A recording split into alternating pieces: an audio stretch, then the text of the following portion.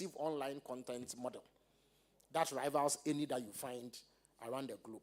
That is one way of opening up another revenue stream, because that is where people are, and that is where you should reach people with the news. That breaks constantly.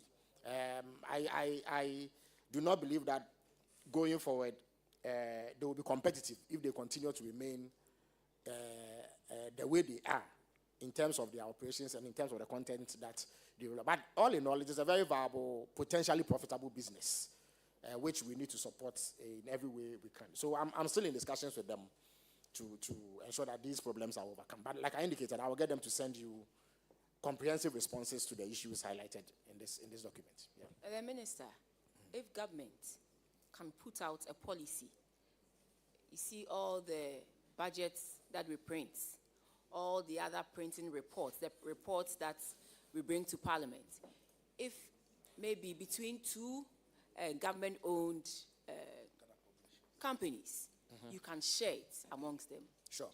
Clearly, it will be a very good source of revenue for them, because almost every sitting, we get a lot of reports. And come next week, we're going to have the budget being read, and they will give us the budget documents. So maybe you should make a deliberate effort to push some business to graphic communication and any other government institution that is in the printing business. And for that one, they will be assured of some revenues that they can use to turn around, whilst government also looks at the bigger picture of equipping them properly. But I must say that they must pursue an aggressive revenue collection strategy, because these are the low-hanging fruits. That is true. You give us newspapers, you hardly come back for your money, or you don't pursue us aggressively for the monies, what is owed you. You know, the typical person will relax. So these are low-hanging fruits that I believe they can pick. And also, if you can make a deliberate effort policy that all our printing should go to maybe 2 or 3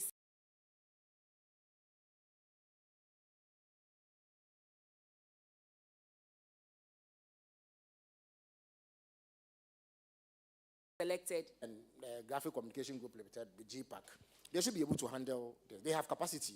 They've shown, indeed, it's interesting to know that there's a Ghana publishing company that prints the budget document itself.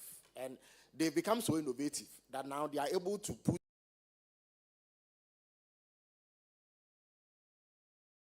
every MP's name on the budget. So everybody will receive a unique copy of the budget. And they will do it. So it shows that they have the capacity to be innovative. They have the capacity to do new things. So they are more than happy to take on board. And let me indicate that I've engaged both the Minister for Education, under whose auspices significant printing occurs because of the need to print textbooks and exercise books for schools.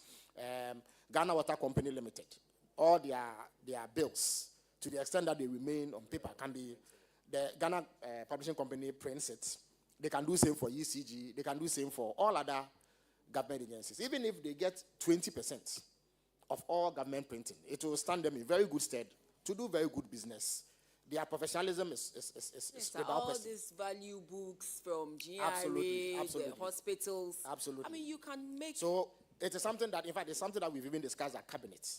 And there's general agreement that that should happen.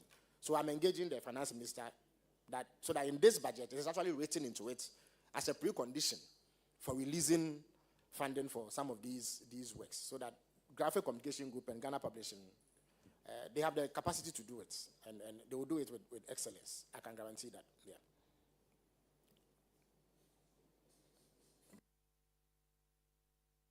Honorable Minister, we've waited, and I think we'll pull down the curtains. Thank you very much for... thank you for coming to Public Accounts Committee. Thank you very much, Honorable Chairman. We are done. Thank you very much. Minister, respectfully, if you can sit and wait for and listen to our closing remarks.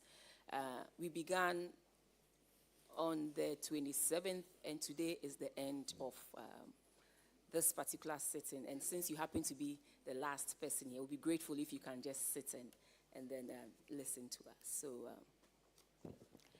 esteemed colleagues of the Public Accounts Committee, ladies and gentlemen, And today we conclude the scheduled public sitting and hearing of the public accounts of the 9th Parliament. I, the chairperson of the Public Accounts Committee, therefore have the singular honor, on behalf of the Speaker, Right Honorable Alban Sumana Kingsford Bagbin, and the entire membership of the Public Accounts Committee, to express our sincere gratitude to everyone who has participated and supported our work. I want to use this opportunity to thank the ranking.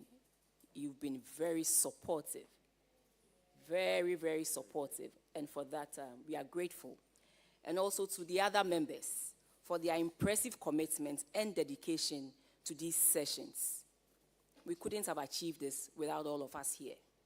So today's meeting marks the climax of the months of diligent and painstaking work that we have done. Out of the 16 reports that were referred to us, we have fully completed 10. And for one, we have done about 60%. For the other, we have done about 90%. And there are a few which we'll need to do outside Accra. And so we will be doing the regional visits, which we will start from next year. This journey began on Tuesday, 19th August 2025, and we have collectively vowed to seek value for every cedi expended in the financial year of 2024 and subsequent reports that have been referred to us. We also promised to thoroughly assess audit responses and constructively engage the leadership of covered entities. Since then, we have successfully engaged almost all the institutions and covered entities cited in the Auditor General's reports. Whilst in public sessions here, we have received and noted diverse responses to varying degrees of reported infractions and irregularities. In some instances, needed clarity has been brought to bear. Of course, this improves our understanding and increases the trust in the management of public funds. We've had the opportunity to showcase and commend excelling and prudent institutions. The committee has also had cause to encourage leadership of covered institutions to take hard and necessary steps to correct previous missteps, and irregularities, while we have also gone ahead to refer some matters to the Attorney General, which we would officially follow up with a letter. We have done this to fulfill Article 103 of the 1992 Constitution and Order 1512 of the Standing Orders of the Parliament of Ghana.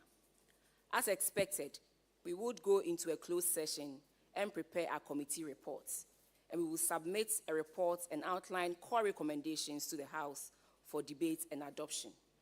We intend to work with Parliament and affected agencies to implement the recommendations.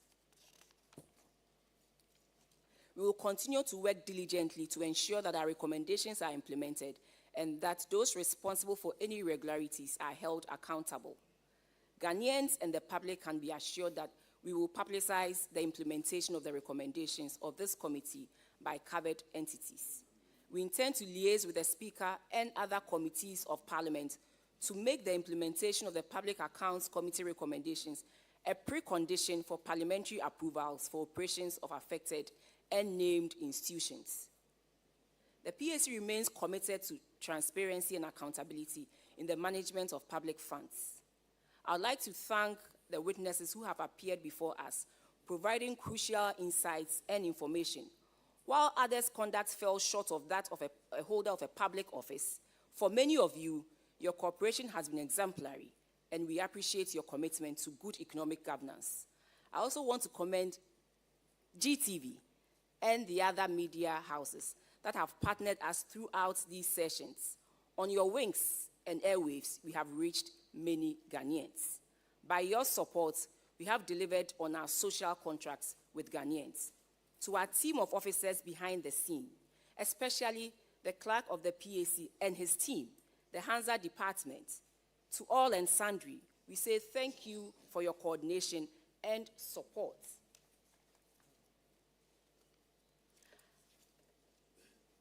And finally, we can't or we couldn't have gotten this far without the Auditor General and the auditors who have supported us through and through. We just want to assure you that we will continue to work with you to make sure we all make our public financial space something that we all will be proud of. As we conclude this hearing, we reaffirm our dedication to strengthening Ghana's public financial management systems. We remain focused on the core ideals of transparency, prudence, and accountability.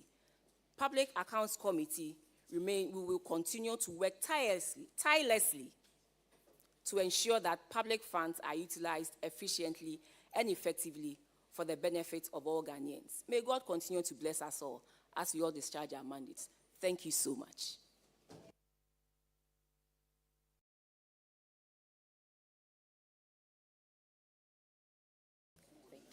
So on this note, we thank you all and would like to bring today's session to an end. Thank you and God bless you. And Minister, I know you have a cabinet meeting, but you have attended upon us, and for that we are very grateful. I hope you send this message to your colleagues in cabinet that this time we are going to recommend to the Speaker that the recommendations that we bring out here will be attached to the approval of their budget allocations, such that they ought to discharge themselves of these infractions before their budgets will be approved. So we'll bring it to the floor of Parliament, but just let them know that this is what we intend to do as you go into cabinet. Thank you.